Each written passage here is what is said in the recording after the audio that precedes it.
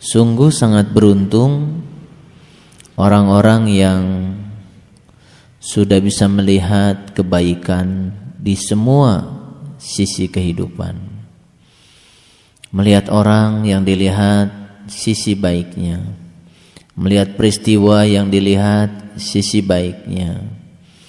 Tidak pernah sekalipun melihat sisi buruk, karena dia sadar sisi buruk akan membuat dia semakin buruk. Buruk pikirannya, buruk perasaannya, buruk perkataannya, dan lain sebagainya. Mereka yang sadar bahwa sebetulnya yang memburukkan dirinya itu adalah cara pandang dia terhadap peristiwa. Ketika dia melihat sisi buruknya saja, maka selamanya dia akan menjadi orang-orang yang buruk. Kalau kita sudah bisa keluar dari jeratan itu sudah merupakan suatu syafaat dari Allah yang sangat luar biasa. Dan ternyata mencari orang yang seperti ini pun dalam kehidupan yang sekarang ini seperti mencari jarum dalam jerami, sudah merupakan suatu yang langka. Semoga 1-2 dari sekian banyak orang yang masih diberikan kemauan dan kemampuan yang seperti itu bisa memberikan energi positif dalam kehidupan ini, sehingga kehidupan ini terus menjadi positif. Semoga kita diberikan kekuatan, kesabaran oleh Allah untuk selalu membaikan kehidupan kita dengan cara kita selalu melihat sisi baik dalam semua dimensi kehidupan. Dan semoga Allah selalu membimbing kita untuk berada di majelis ilmu yang selalu memberikan pencerahan kepada kita, yang selalu membangkitkan kesadaran kita, sehingga kita selalu berada dalam keadaan sadar. Oleh karena itu, keberadaan kita di majelis ilmu ini merupakan suatu hadiah besar dari Allah yang tidak diberikan kepada orang sembarang kecuali bagi orang-orang yang mau melakukan suatu proses perubahan. Oleh karenanya, mari kita puji Allah bersama-sama membaca hamdalah. Alhamdulillahi Rabbil Alamin. Salawat dan salam mari kita sanjungkan keharibaan baginda Rasulullah sallallahu alaihi wasallam, seraya bersalawat padanya. Allahumma salli ala Sayyidina Muhammad wa ala ali Sayyidina Muhammad.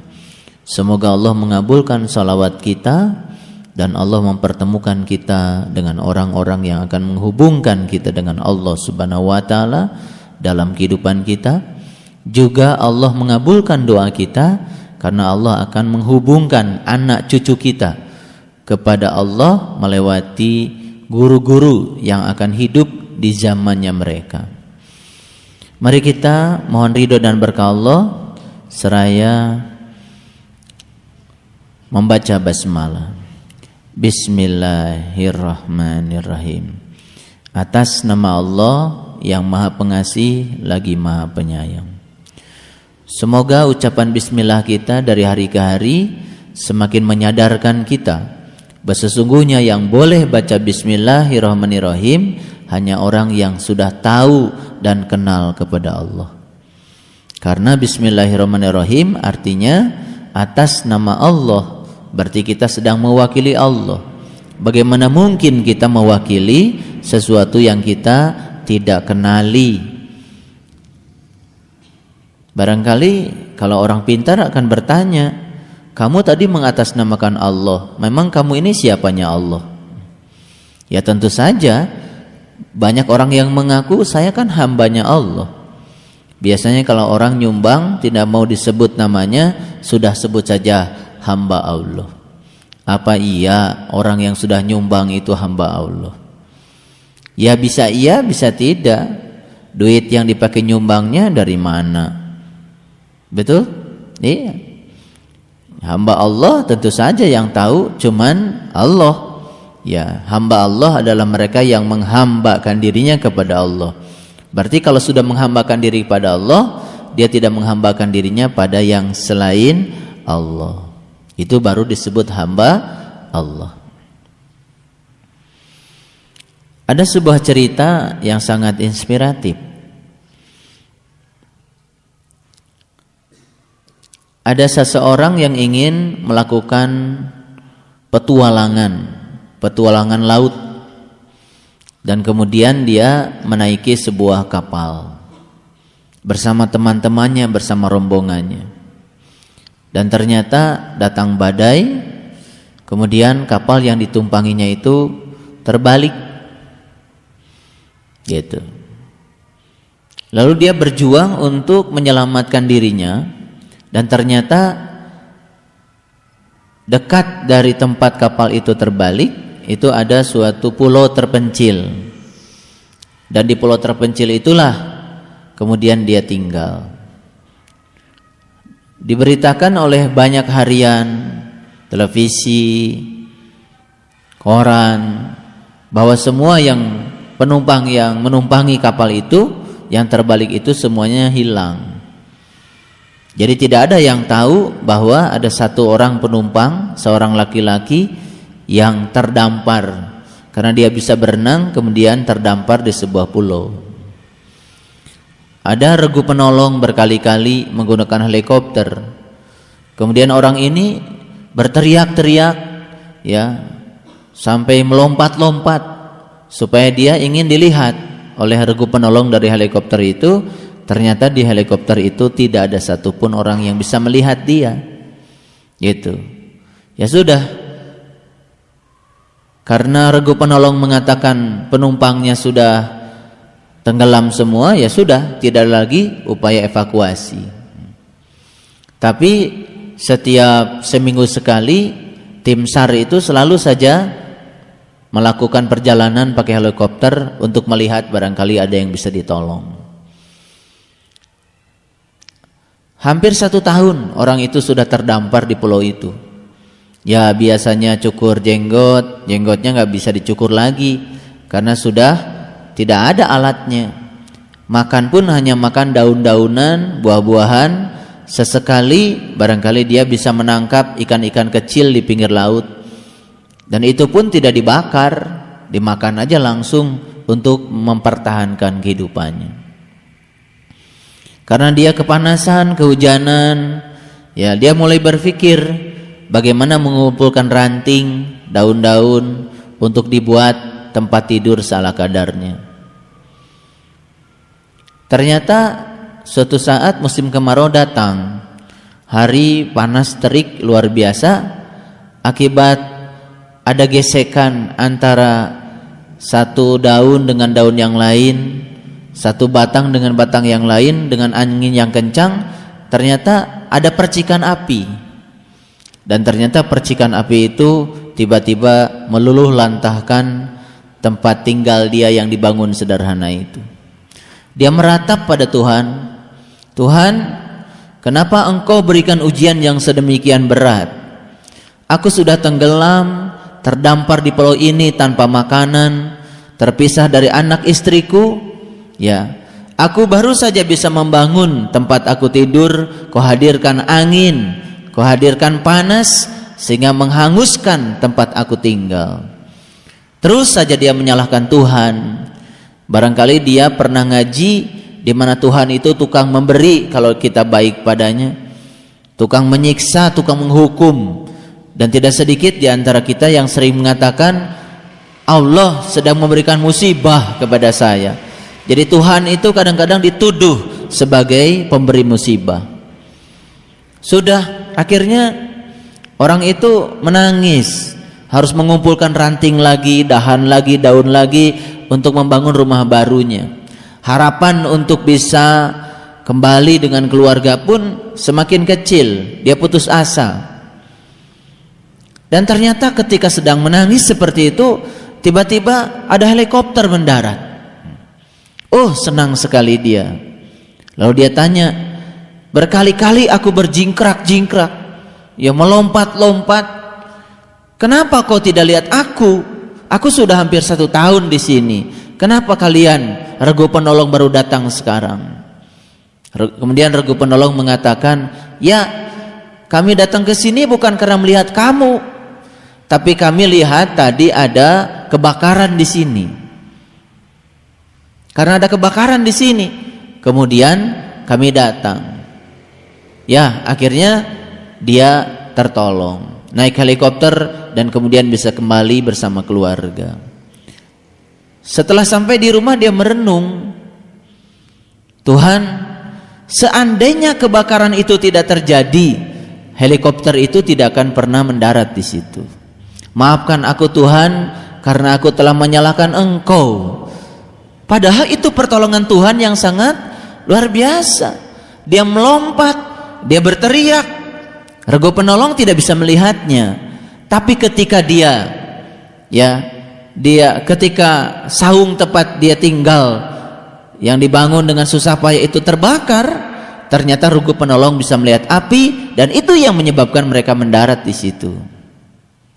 Cerita ini sangat inspiratif bagi orang yang mudah tergugah untuk bangkit. Dan ternyata di segala sesuatu yang kita tidak suka, bisa jadi di situ ada hikmah yang luar biasa. Dia menyesal telah menyalahkan Allah. Kenapa Engkau timpakan beban yang begitu berat bertubi-tubi? Sudah aku tenggelam, terdampar di pulau, tempat aku tinggal pun harus terbakar. Justru kalau tidak terbakar tempat tinggalnya, dia mungkin tidak akan bersama keluarganya lagi. Sahabat-sahabatku yang dirahmati Allah, saya ingin semuanya melihat Quran surat Al-Baqarah ayat 216. A'udzubillahi minasyaitonirrajim. Bismillahirrahmanirrahim. Kutiba alaikumul qital wa huwa kurhul lakum wa asa an takrahu syai'an wa huwa khairul lakum wa asa an tuhibbu syai'an wa huwa syarrul lakum wallahu ya'lamu wa antum la ta'lamun. Diwajibkan atas kamu berperang. Qital itu perang. Kutiba alaikumul qital wa huwa kurhul lakum. Padahal berperang itu sesuatu yang kamu benci. Ayat ini tidak sedang cerita tentang perang melawan musuh yang di luar, tapi ayat ini sedang bercerita tentang perang melawan diri sendiri.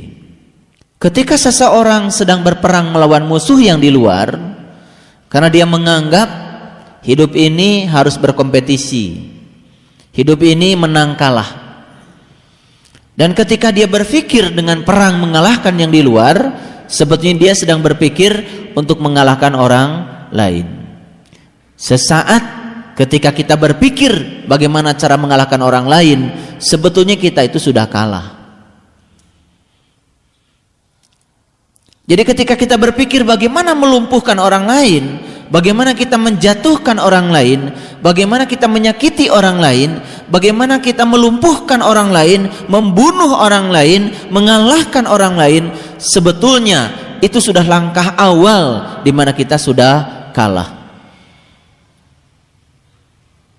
Karena ketika kita sudah berniat seperti itu, sebetulnya niatan buruk itu tidak akan terjadi pada orang lain, kecuali terjadi pada diri kita sendiri. Oleh karena itu, berhentilah berperang mengalahkan yang di luar, karena perang besar sesungguhnya mengalahkan diri sendiri. Ketika kita berhasil mengalahkan diri sendiri, disitulah sebetulnya pertumbuhan kedewasaan akan muncul. Jadi kedewasaan seseorang itu hanya tumbuh saat dimana dia terus-menerus berperang mengalahkan dirinya sendiri. Lihat ayat berikutnya, ya. Wa asa an takrahu syai'an wa huwa khairul lakum. Boleh jadi kamu membenci sesuatu padahal ia amat baik bagimu. Wa asa an tuhibbu syai'an wa huwa syarrul lakum. Boleh jadi kamu membenci sesuatu padahal itu amat baik bagimu, dan boleh jadi kamu menyukai, mencintai sesuatu padahal itu amat buruk bagimu. Wallahu ya'lamu wa antum la ta'lamun. Allah mengetahui sedang kamu tidak mengetahui. Ketika si orang yang terdampar tadi berdoa kepada Tuhan, Tuhan, kembalikan aku ke keluargaku, kasihan mereka menanti kedatanganku. Tuhan mendengar, dan ketika Tuhan mengabulkan doanya dengan cara membakar rumahnya yang sederhana itu. Tapi saat rumahnya dibakar, dia tidak mengerti kalau itu pengkabulan Allah atas doanya. Dia hanya terus saja menyangka kalau Allah tukang memberi musibah, kalau Allah tukang memberi cobaan, kalau Allah itu tukang memberi kesulitan kepada dirinya. Saat itu dia tidak sadar. Tapi setelah tersadar, sesungguhnya proses datangnya udara kering, dipanas terik matahari yang membuat terjadi gesekan antara daun dan batang, yang menimbulkan percikan api yang membakar rumahnya itu, sebetulnya itu adalah jawaban dari Allah atas doanya. Setelah itu dia tersungkur kepada Allah. Itulah cara Allah membahasakan bahasa doa kita. Cuman kita kadang-kadang selalu saja tidak mengerti. Karena apa? Antara doa yang kita ucapkan dengan peristiwa selanjutnya yang akan datang pada kita, kita tidak bisa menghubungkannya. Dianggap itu merupakan suatu peristiwa yang berbeda. Antara duduk termenung dan berdoa kepada Allah dengan peristiwa yang akan terjadi setelah itu, kita tidak pernah menghubungkannya. Kita tidak sadar bahwa sesungguhnya peristiwa berikut yang datang kepada kita itu adalah pengkabulan Allah atas doa kita. Cuma kita selalu saja tidak sadar, selalu tumpul untuk melihat itu. Karena apa? Karena di dalam benak otak kita, di dalam jiwa kita sudah tersimpan miskonsepsi tentang Tuhan. Ini saya mau bicara bahasa pendidikan sedikit. Apa itu miskonsepsi? Miskonsepsi bukan salah konsep. Kalau salah konsep itu karena dia tidak mengerti. Salah konsep itu karena dia tidak belajar. Siswa dites pelajaran tertentu, kemudian dia tidak bisa menjawab. Bisa jadi tidak bisa menjawab bukan karena miskonsepsi, bisa jadi karena dia tidak belajar, tidak mengerti konsep. Kalau miskonsep itu begini, dia sudah diajarkan berkali-kali tapi kembali lagi kepada pemikiran yang lama. Itu miskonsepsi. Jadi ada satu proses pembentukan konsep di masa lalu, dan itu dalam sekali masuk ke dalam dirinya. Sekalipun sudah diulang-ulang bahwa itu tidak benar, itu tidak benar, tetap saja dia kembali kepada masa lalunya. Contoh, kita menilai seseorang, terlalu dalam dia menilai orang itu. Wah, dia mah tukang bohong, dia mah tukang salah, dia mah tukang fitnah. Sekalipun orang itu sudah baik, bahkan berjuang untuk baik, tetap saja kita memiliki konsep yang salah tentang orang itu. Itu namanya miskonsepsi.